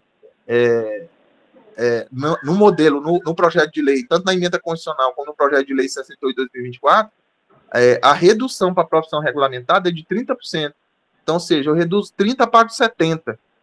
E aí, se eu for fazer uma conta aqui com 26,5, que é o que nós temos hoje formalmente, mas a tendência é 30,3, dá 18,55 de débito. Aí você fala para mim, como que a profissão regulamentada vai ter crédito para bater 18,55 de débito? Aí você fala, não, eu vou ficar aqui quietinho no Simples Nacional. Tá, mas se o teu cliente te exigir crédito, como é que você vai fazer? Se ele te exigir crédito? Ele falou, não, mas eu só tenho crédito da faixa do Simples. Eu falei, não, mas esse não me interessa. Eu quero crédito de 30,3, eu não quero crédito de 1,25. Então, assim, esse é o cenário que nós temos hoje. Agora, você pensa o Senado e a Câmara dos Deputados aprovar projeto de isenção de manutenção de isenção de imposto de renda para quem vai ter atividade laborativa. Imagina esse cenário. Ele não encaixa com o cenário atual. Agora, num outro governo, de uma outra mentalidade, aí eu acredito, mas uma mentalidade corporativista, uma mentalidade de empresarialização, aí é outros 500. Só que a mentalidade hoje do nosso executivo não é esse. Não é essa a mentalidade. Cabe a nós mudar essa mentalidade. Vanildo, fala. Leandro, a mentalidade é criar um monte de regra, virar um inferno. Aí você tem que escolher uma das leis que vai cumprir, porque você cumpre uma e descumpre a outra. E a outra vai te multar e dinheiro no cofre da Receita Federal. Porque todo mês esse povo inventa uma tal de uma declaração, um negócio de um programa não sei de que, para você declarar débito, mas tem um monte de pegadinha no meio dessas regras aí. Então, ou seja, esse negócio do Simples, quando eu penso em Simples, reforma tributária, vontade de pensar assim, meu Deus do céu, vou arrumar um emprego mesmo de CLT numa empresa que paga um bom salário, esquecer esse negócio de escritório e pensar nesse negócio de Simples, lucro real, lucro presumido, eu vou focar numa empresa só e pronto, porque o cenário desse negócio, se for parar para pensar mesmo para o escritório e pensar na outra atividade de cliente que tem no escritório, às vezes, dá uma bagunça desse negócio de tributário, essa confusão toda, meu Deus do céu, dá até uma tristeza. Não, para você ter uma ideia, Vanildo, só para você ter uma ideia, um outro ponto na reforma a desfavor do Simples, tem um cashback. O cashback é o quê? É o retorno do tributo pago, por exemplo, no botijão de gás, na água, na energia, a devolução de 100% do imposto que você pagou. Só que para me ter essa devolução de 100%, tem que ser uma empresa do lucro presumido do lucro real. Quer dizer que se eu comprar do Simples, eu não vou ter essa devolução. Então, é algo a desfavor aonde? Lá na ponta. O Simples Nacional, por exemplo, que é um revendedor de gás. O Simples Nacional, que é um distribuidor de água mineral. Ele vai sofrer a consequência pelo cashback. Agora, vou te dar um outro exemplo. Confecção lá da 44, que está no Simples Nacional. As confecções lá na região da 44. Essa aí é B2B, ela está no meio da cadeia. Porque a confecção, ela vai cortar lá o tecido e vai mandar para outro CNPJ. E nesse momento da cadeia, é que o mercado vai impulsionar ela a sair do Simples. Ela não vai aguentar ficar no Simples, porque o cliente ele vai querer crédito. Principalmente se for um cliente um cliente que não está no Simples Nacional, ele vai querer crédito. Porque o que tiver no Simples, ele não vai tomar. Isso segue a regra como está hoje. Isso não foi mudado. Mas o que acontece? Se for um cliente do presumido real, ele vai querer crédito e o Simples Nacional não vai ter para dar. Ou seja, ele vai até transferir. Só que é um crédito irrisório lá das faixas do Simples Nacional. Esses créditos que a gente tem hoje. Ô, Leandro, Leandro, eu pergunto a você, esses sacoleiros que vêm na 44, a maioria deles deve ser MEI por aí afora, né? E no máximo ele é Simples Nacional. Então, ele não vai querer crédito, certo? Então, será que vem uma empresa grandona que obrigatoriamente ela vai ser do lucro presumido ou lucro real para forçar a pessoa a receber crédito? Não existe isso não, Leandro. Não, Everaldo, não é forçar. Não entenda bem minha colocação, não é forçar. Vou te dar um exemplo. O Vanildo, ele assessora uma empresa do lucro presumido ou do lucro real. Essas empresas vão querer crédito da assessoria do Vanildo no Simples, ou as empresas vão querer crédito da assessoria do Vanildo no lucro presumido ou no lucro real? Ela vai querer 30,3 de crédito em cima do que ela paga de honorário para o Vanildo, ou ela vai querer 1,25? É essa a questão. Não é a questão de forçar. É a clientela do Vanildo. O Vanildo só atende Simples Nacional, tá? Mas o João atende presumido e real. E aí? Ô, Leandro, eu já fiz... uma vez eu fui fazer um curso, faz muitos anos, faz mais de 10 anos, fazer um curso. Aí eu estava fazendo um curso com um cara da Receita Federal. Então, ele me falou o seguinte, que eu já falei isso para vocês, 0,001% recolhe 67,5% dos impostos. Aí eu perguntei para ele, e para que você fiscalizando esses 99,999 aí? Aí ele falou, Veraldo, é o lado social da coisa. Só isso que ele falou para mim, é o lado social da coisa. Então, é o seguinte, alguém de vocês aí, tem empresa que é obrigado ao lucro real, certo? Porque ultrapassou os 70 e tantos milhões? Não tem não, meu amigo. Essas pessoas não vêm aqui não. Então, vem para cá, nós que somos o quê? O Simples Nacional da vida aí, a verdade é essa. Verão, mas o que a gente tem que fazer é o seguinte, sendo franco, a gente tem que fomentar as pessoas se capacitarem, as pessoas efetuarem treinamento, investirem, para poder conseguir atender os clientes dela com a introdução da reforma tributária. Porque a reforma tributária ela é marco zero. Quem não se capacitar, não se treinar, não vai conseguir atender o mercado. A verdade é essa. E o tempo está curto. E não é só aprendizado não, viu, Veraldo? Vai desde o software. O profissional ele tem que avaliar desde o software até a mão de obra dele interna, para ver se vai conseguir atender as exigências. Leandro, eu conheço N e N de contabilista por aí afora, e não é pouco não, já tem muita gente. N e N metido a ser rico também, e simplesmente não sabe contabilidade, cara. É justo isso, cara? Não sabe não o que passa com a contabilidade da vida deles. Agora, nós temos um grupo aqui, nós representamos o quê em termos de Goiás? Hoje, Goiás deve ter mais ou menos 20 mil contabilistas. Nós estamos o quê? Com 20 pessoas. Representa o quê? 0,0 qualquer coisa aí, Ninguém está interessado em saber, não, Leandro. A verdade é essa. Mas eu não posso fomentar esse tipo de pensamento. Vou continuar batendo, certo? Eu morro, mas eu continuo batendo aqui, Nós temos que aprender contabilidade, nós temos que aprender contabilidade. Se eu tenho ideia, eu tenho um exemplo que eu tive aqui, que eu salvei o cliente no ano passado de uma multa estrondosa. Eu já coloquei para vocês isso aqui. Certo? Infelizmente, ninguém faz isso aí, não, tá? Deixou. Eles tentaram pegar ele com boi piranha. Mas o Everaldo que salvou o danado das piranhas, porque ele fez as coisas corretas. Agora, se pegasse de outro qualquer aí, Eu não sei o que acontecia, não. Fala, Vanil. Severaldo, eu acho que é tão fácil o governo resolver esse negócio de sonegação, a maior parte é dar benefício para quem está comprando, porque ele vai exigir nota fiscal de tudo que ele comprar, se ele tiver benefício de verdade, principalmente igual pretende criar esse negócio de cashback. Então, ou seja, eu quero a nota fiscal, porque parte do que eu estou comprando aí eu posso pegar de volta dinheiro para mim. Esse negócio, por exemplo, split payment, é uma das primeiras coisas que eu acho que o governo vai implantar. O sistema já deve estar pensando aí, o CEPO já está macaqueando como é que vai criar esse sistema, porque ali é online esse negócio do imposto. Vendeu, tem que pagar, meu filho. Então, assim, o da reforma é tudo que eu comprar, a intenção, pelo menos tudo que eu comprar, ter crédito, tá. Se eu estou comprando de alguém que pode me dar um crédito de 30%, e eu tenho outro que só me dá um crédito de, o Juliano está falando, 5%, 2%, é lógico que eu quero de 30%, aí. Quanto menos, mais crédito, menos eu vou pagar de imposto sobre o meu débito aí. Eu concordo plenamente com você, Leandro, mas acontece que hoje, esse tá de banco, essas maquininhas, isso aí o pessoal está enganado, isso aí vai pegar, eles vão fazer nada mais do que menos, eles estão sabendo de tudo. Essas maquinazinhas que estão escondidas por aí, eles estão sabendo de tudo, isso tudo, a informação chega para eles lá, e eles estão com tudo na mão, é só eles querem autuar e pronto. Não tem, não. Mas a questão não é de autuação que o Leandro está falando, não é de autuação, é de planejamento. Já aconteceu sem reforma tributária, do cliente vir, ele está no Simples Nacional.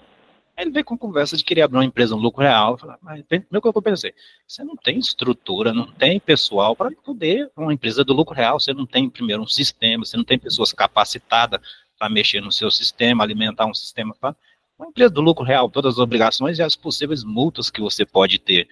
Por que você quer isso?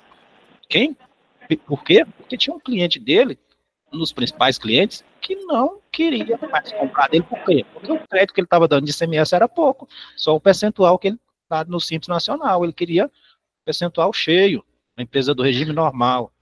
Uma luta para poder mudar esse negócio. Por quê? Porque do crédito, imagina, não tinha nada de reforma tributária. Com a reforma tributária vai ter milhões desses clientes chegarem em você e falar assim, ó, eu preciso, no Simples não está dando, porque meu cliente lá compra de mim, ele quer crédito, esse crédito do Simples para ele não compensa.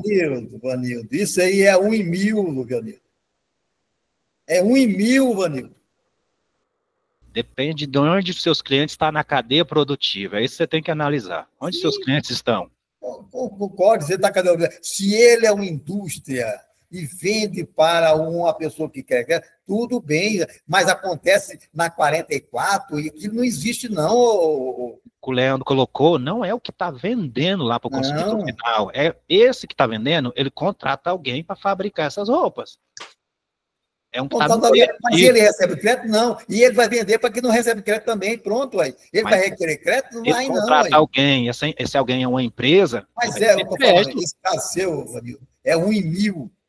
O senhor não entendeu, foi o exemplo do Leandro para 44. Não é quem está vendendo para o consumidor final. Quem está no meio da produção. Eu provo junto com vocês dois, aí eu vou conversar com vocês dois. Não é assim que vocês pensam, não, meu. É muito diferente. Geraldo, Nilton, só para você ter uma ideia, a ministra do Planejamento, olha para você ver o grau de excelência que eles estão tendo no Simples Nacional, de prioridade no Simples.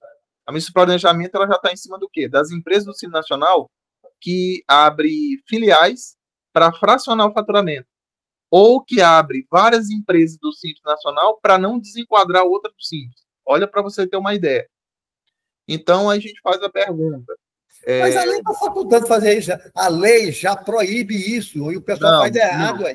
Não é que proíbe, Veraldo, é que é o seguinte. Proíbe, o empresário... Administração, se a administração for não é assim, não, todos eles juntos, proíbe. Não é assim, não. Se eu fracionar, se eu abrir vários CNPJ do Simples Nacional, eu tenho que ter propósito negocial, né, nesse fracionamento. Eu não posso abrir vários CNPJs só com a proposta de não sair do Simples Nacional. Eu tenho que ter um propósito negocial. O problema é que o propósito negocial é algo muito subjetivo. E tudo que é subjetivo vai pesar para qual balanço? Para do contribuinte. E vai ficar favorável a do quem? A do fisco. Então, o Vanildo, então só para você ter uma ideia no alvo que eles estão focando. Então, por exemplo, esse microempreendedor individual, o Cine Nacional que ou abre filial ou abre vários CNPJs. Então, para você ter uma ideia, eles estão em cima disso. Agora, a confecção da 44, dificilmente ela vai vender para o Leandro CPF. Ela vai vender para o lojista. E esses lojistas são Cine Nacional, pronto. Agora, essa confecção, ela vai ter que comprar matéria-prima, que é tecido. Certo? O problema é que esse tecido vai vir de quem? Esse tecido vai vir de uma empresa que está no regime irregular, de IBS e CBS. Então, esse custo desse insumo vai vir mais caro para a facção. E o problema é que a facção ela não vai ter crédito. O custo vai vir alto do insumo e ela não vai ter crédito para bater. Então, assim, Ivanildo, o que eu falo é o seguinte: não pensa em reforma tributária como obrigação acessória, como E-Social, como FDRI. É marco zero. Ela vai vir, vai bater forte, e quem não tiver preparado não para de pé no mercado. Não adianta ter esse pensamento, eu só vou atender aquela distribuidorazinha do comércio. Vai ter impacto para a distribuidora. Vai ter impacto. Esses dias mesmo eu estava conversando com o síndico. Olha, o condomínio, em regra, ele não vai ser contribuinte de IBS e CBS. Tudo bem. Só que quando ele contratar serviço de vigilância e monitoramento e limpeza, que é um dos serviços que o condomínio gasta mais, esse custo dessa contratação ele vai vir pesado, vai vir alto.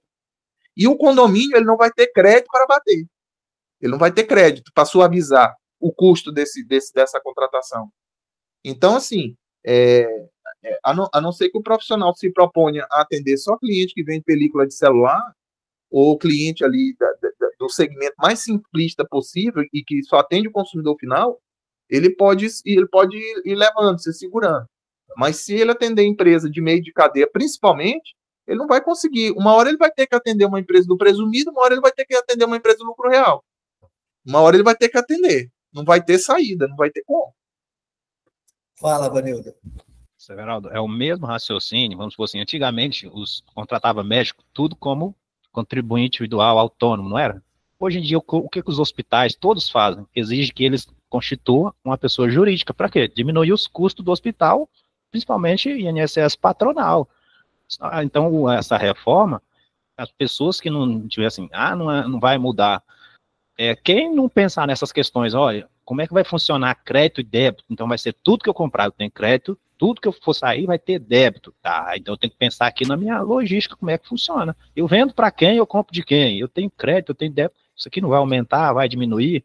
A maioria esmagadora vai aumentar o custo da tributação para todo mundo. Assim. Então, a gente fala empresa do Simples. Do Simples, o pior é porque o Simples tem essas duas escolhas, continuar dando crédito de acordo com o Simples ou apurar fora. E aí, será que compensa eu apurar esse negócio fora? Então, assim, tem que pensar o cliente que tem cliente no Simples, tá, meu? Como é seus clientes, você vende para quem? Se você ir para fora, apurar fora, tá?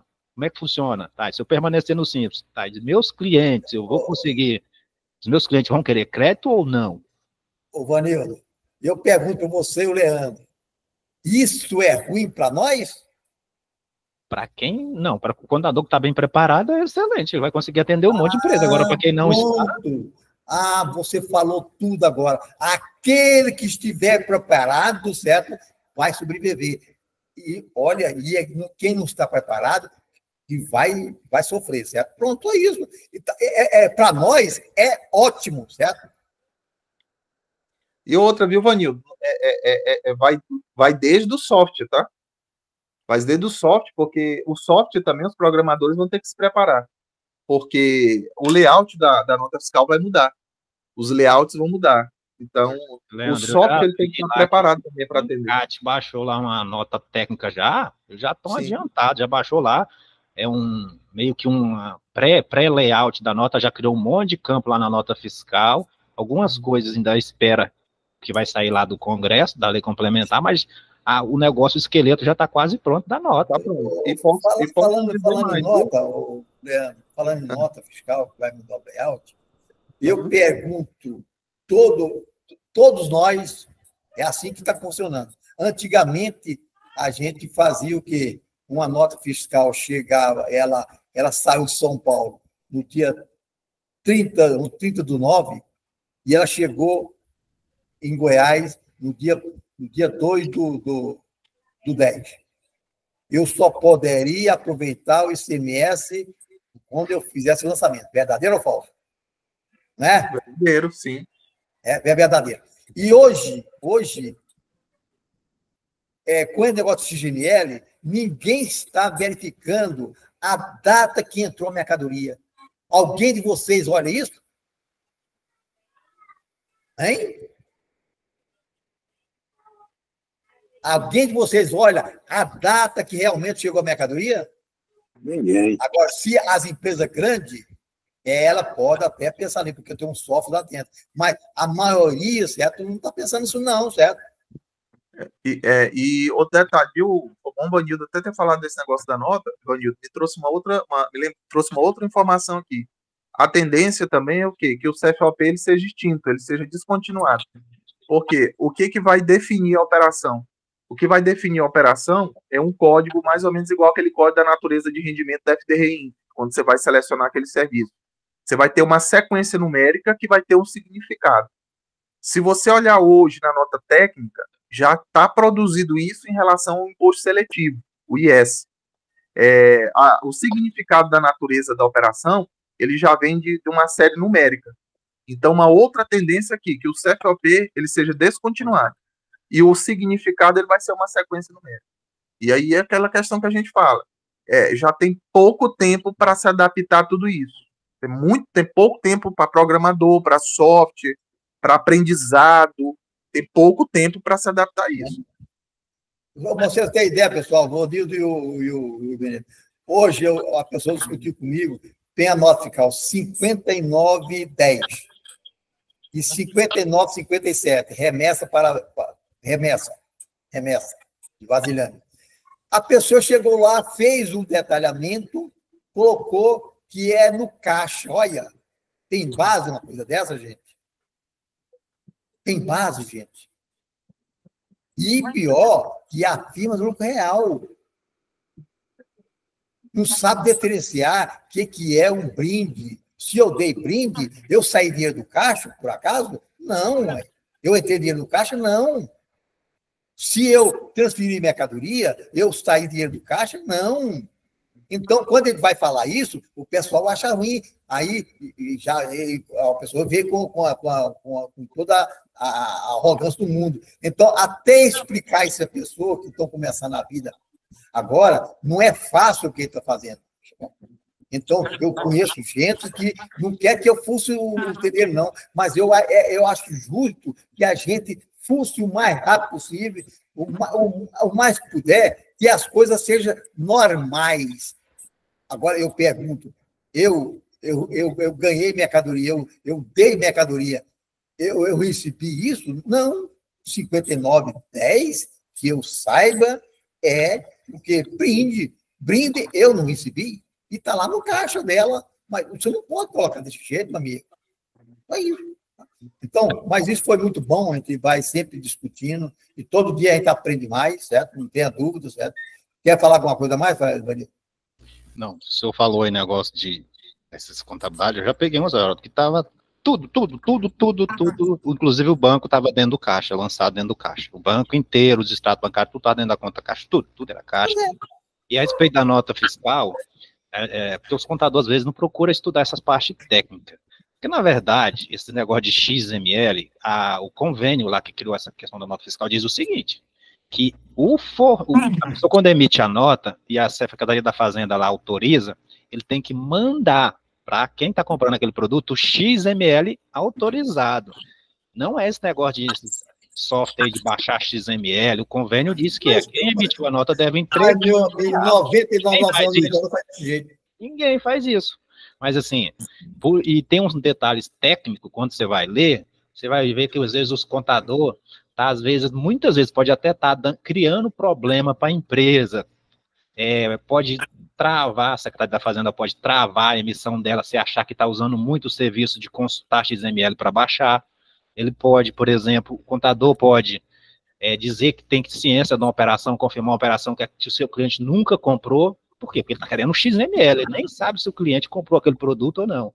Essas informações têm que partir do cliente. Um software que baixa XML está dentro do cliente. É o cliente que tem que confirmar aquilo lá, se for o caso, baixar o XML e passar para o contador. Mas o que eu vejo é muito escritório. Mas a maioria pega direto lá, Rony. Muitos softwares de contabilidade, tem um software aí, que eu junto com o software oferece esses negócios de baixar XML, o cliente não está nem sabendo. Se a pessoa se emite uma nota lá que ele nunca comprou, o contador confirma a ciência da operação, poucos dias depois, é como se ele tivesse comprado aquilo para a Secretaria da Fazenda, e depois, não, peraí, eu nunca comprei esse produto. E aí? Então, o contador, às vezes, pode até gerar problema para o cliente com esses negócios de baixar XML, porque não procura estudar a legislação e a parte técnica, não está nem aí, ele quer o XML e resolver a escrita fiscal do mês.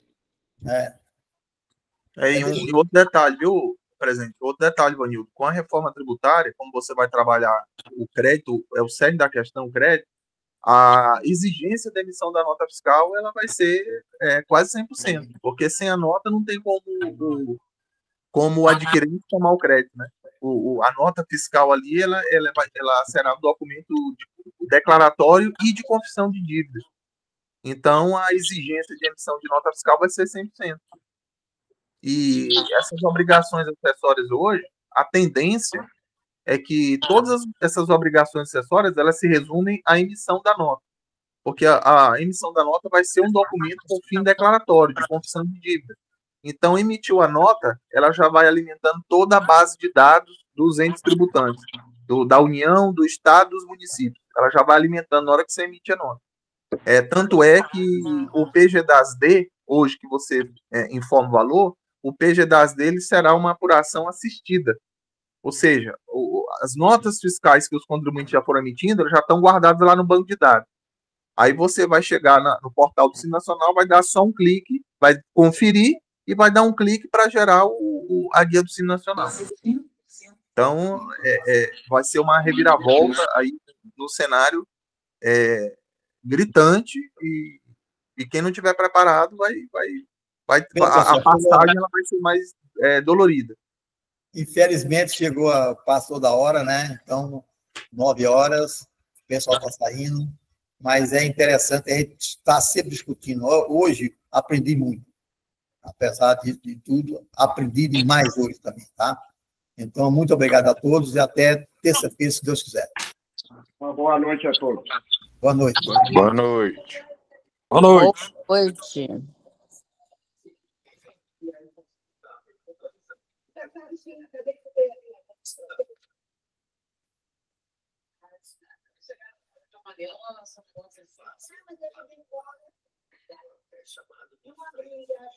E aí a gente não comprou ainda de novo.